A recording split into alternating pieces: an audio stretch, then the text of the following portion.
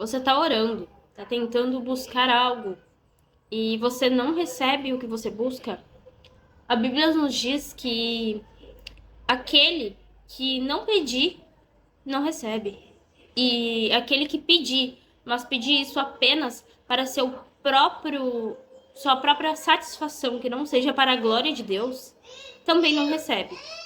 Então, nós vemos que se você pedir e a motivação no seu coração for agradar a Deus e mostrar a glória de Deus para as pessoas, você vai receber.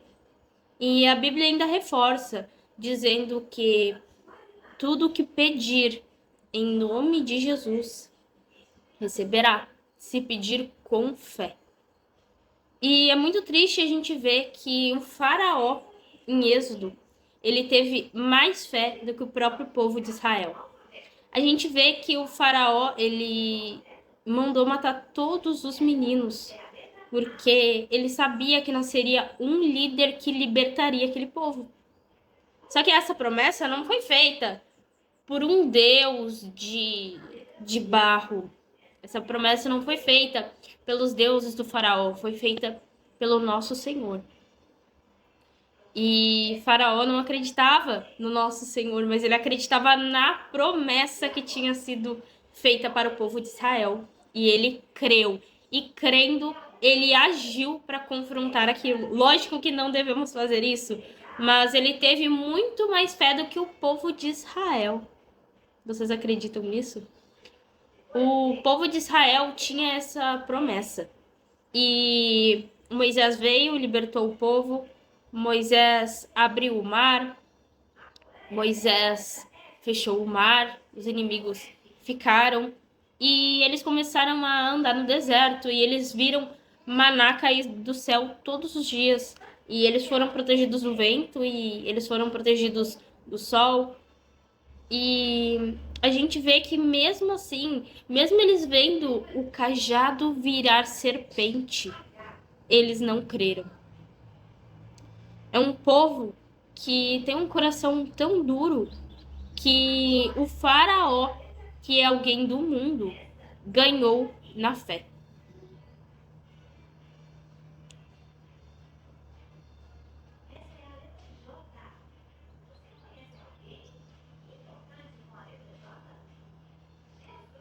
Então, a gente percebe, né? A gente percebe que a falta de fé, ela faz você não receber a promessa. A gente sabe que o povo de Israel, a maior parte deles, os que saíram realmente da, da escravidão, eles não chegaram à Terra Prometida. Nem mesmo Moisés chegou à Terra Prometida. A gente vê que a falta de fé, ela causa isso. Porque eu não sei se vocês conhecem bem a história do Êxodo, mas a gente vê esse complemento em Números, o livro de Números. Mandaram que espias fossem olhar a Terra Prometida para dizer como era, e enfim. E de 12, 10 voltaram com relatos negativos, falando que a Terra tinha gigantes e que ali eles iriam apenas para serem destruídos. E o povo, todo o povo, praticamente, ele acreditou naqueles 10 relatos ao invés de se apegar nos 2 relatos bons. E acabou que eles desejaram a morte no deserto. Eles desejaram a morte. Eles falaram que seria melhor que tivessem morrido escravos, que pudessem voltar para morrer escravos, ou então que pudessem morrer ali, do que enfrentar esses gigantes. Porque eles não eram capazes de enfrentar esses gigantes de verdade, eles realmente não eram. O que estava com eles era o nosso Senhor. Davi derrubou um gigante sozinho. Davi, pequeno. A história conta que ele era o menor na família, com um estilingue, uma funda e uma pedrinha. Porque Davi tinha intimidade com Deus. Davi era escolhido, Davi era capaz, o coração de Davi estava preparado para isso. E o coração do povo de Israel não estava. E hoje em dia, quantas vezes a gente tem um propósito, Deus nos pede algo, ou a gente pede algo para Deus, e a gente sente que a gente vai receber aquilo. Só que essa provisão não chega, entende? Às vezes você tem uma doença, eu vou contar para vocês que nesses 2 dedos aqui, eu tive, não só nos dedos, né? Artrite reumatoide. Eu não fui em médico, eu não fui diagnosticada, mas a minha avó materna teve e tudo indicava. Era uma dor assim para abrir e fechar a mão, quando eu acordava principalmente que estava muito frio o músculo da mão, a articulação, né? E aqui também inchou muito esse meu dedo aqui e esse aqui também. E aqui criou um carocinho. E quando criou esse carocinho, eu tinha ido na minha mãe e ela me falou, olha, tua avó teve isso, depois passou pro cotovelo e depois ela não conseguia nem dobrar o braço de tanta dor. Eu tive que ajudar ela, foi o que ela me falou. E aí o que acontece? Sabendo disso, eu fiquei meio assustada, eu comecei a pesquisar e eu olhei no YouTube. Eu sou muito de procurar por conta própria, assim, como se diz, autodidata. E eu procurei no YouTube, sintomas, tratamento. Descobri, se eu não me engano, não quero mentir, que não existe cura. Pelos médicos, né? Pela nossa ciência, não existe cura para a artrite reumatoide que dá nas juntas, né? Mas existe como diminuir essas dores, né? Como tratar, mas não existe cura, se eu não me engano, tá? E aí o que acontece é que eu li um comentário, um testemunho. E essa pessoa nos comentários, ela dizia assim: eu tive artrite reumatoide e eu pedi a Deus e ele me curou. E eu não sei o que me deu, assim, foi um ímpeto de fé. E eu falei, Deus vai me curar disso. Eu só pensei, era de noite isso, já era tarde, eu no telefone procurando esses vídeos. E eu falei, Deus vai me curar disso, eu pensei. E eu não cheguei nem a orar pedindo a Deus. Assim como a mulher do fluxo de sangue. Ela não chegou em Jesus, ela falou, Jesus me cura. Ela tocou em Jesus, no manto, na roupa. E ela acreditou que aquilo ali seria suficiente. E foi o que eu fiz. E eu falei, eu vou ser curada. Tá, dormi. No outro dia o meu dedo tava menos inchado. Meu dedo que passou quase um mês só inchando mais. Ele estava menos inchado. E eu falei, uau. Mas ele ainda tava inchado. Ainda não tava 100%. E então eu orei aquela noite. E eu pedi para que Deus... Eu agradeci a Deus pela cura. E eu pedi para que fosse curado. Eu agradeci. E continuei meu dia. Continuou os dias, passaram, meu dedo não desinchava completamente. E eu percebi que aquilo ali era um teste. Deus nos prova, né? Ele prova o nosso coração. E o que acontece? Eu peguei uma mania, eu ficava mexendo assim, sabe? Eu ficava mexendo assim por causa do inchaço. E principalmente da bolinha que tinha aqui, eu ficava mexendo assim. Isso eu fazia antes de orar pedindo pra ser curada. E aí, quando eu percebi que eu fazia isso, que o meu dedo não tinha sido desinchado completamente, mas já tinha começado a desinchar, como o povo de Israel, eles ainda não tinham chegado na Terra Prometida, mas eles já tinham sido libertos da escravidão. Eles estavam recebendo maná todos os dias, eles estavam sendo cuidados por Deus, sentindo o cuidado de Deus nos detalhes, mas não estavam na Terra Prometida. E eu tava nesse momento de deserto. Muitas vezes a gente passa por esse momento de deserto. Antes da gente receber, de fato, a promessa ali concreta, a gente passa pelo deserto. É no deserto que Deus nos testa, que Deus vê se a gente realmente está pronto para aquilo ali, se aquilo ali não vai nos afastar dele.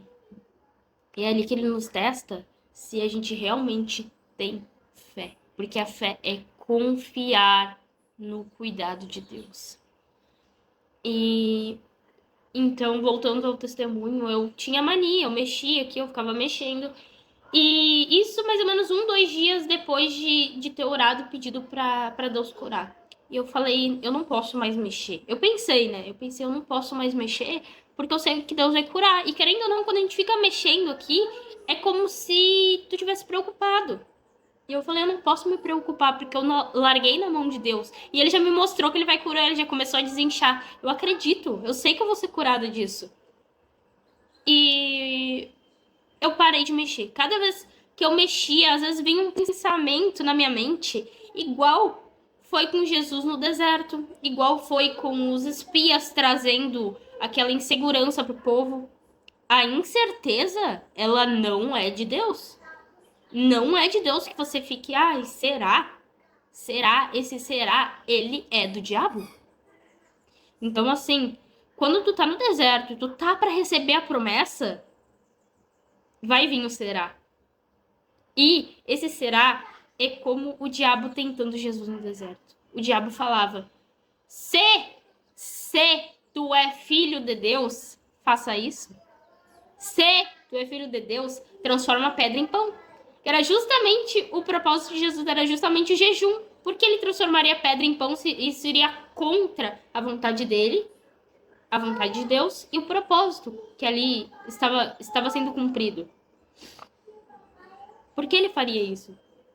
E o diabo, ele vem na nossa mente, ele fala em primeira pessoa. Será que Deus vai fazer isso? Será que Deus está fazendo isso comigo? Será que Deus vai me curar? Será que Deus vai me dar esse emprego? Será que Deus está provendo? Esse será, ele é o diabo na nossa mente, irmãos. Ele é o diabo na nossa cabecinha. A gente vê nos desenhos animados, né? O anjinho aqui, o diabinho aqui. E isso acontece, só que a gente não enxerga visualmente. Mas se a gente pedir discernimento para Deus, a gente vai enxergar que é o diabo. Porque o diabo, ele sabe que se ele falar assim, você não sei o que, a gente vai se sentir acusado. A gente vai desconfiar.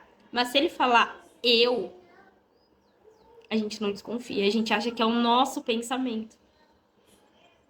Mas não é. Então, passando por esse momento de deserto, eu percebi que eu não ia poder mais ficar alisando os meus dedos. E que esses pensamentos, eles eram do diabo. E então eu passei a repreender. Cada vez que vinham esses pensamentos, eu clamava o nome de Jesus, mesmo que em pensamento. Eu pedia, Senhor, tira isso da minha mente, eu não quero esses pensamentos. E além de clamar o nome de Jesus, eu repreendia. Eu falava, vai pra lá, Satanás, sai daqui. Eu não te quero, Deus já me curou.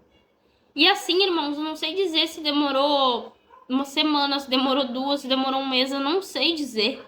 Porque eu parei de cuidar o meu dedo. Eu não sei dizer quando que desinchou. Eu não sei dizer mesmo. Mas eu sei que eu fui curada. Em nome de Jesus, realmente. Eu fui curada porque eu acreditei na promessa. E eu pisei na terra prometida. Hoje vocês podem olhar aqui. Certo? Não tem mais nada. Eu vou tentar deixar uma fotinho de como é que tava. Então, esse vídeo vai ter o mínimo possível de cortes. Tem barulho de fundo. Agora, meu filho tá ali reclamando. Então, eu vou continuar postando. Desculpem por ser dessa forma, mas é a única forma que eu consigo. E eu tenho uma promessa desse canal. Eu preciso espalhar a palavra de Deus. Então, se você foi tocado, compartilhe. Se você deseja algo e esse algo não é para engrandecer você, peça em nome de Jesus e creia na promessa. Já agradeça pela provisão. Já agradeça, acreditando no que Deus já fez. E você receberá. Amém? Tchau, tchau.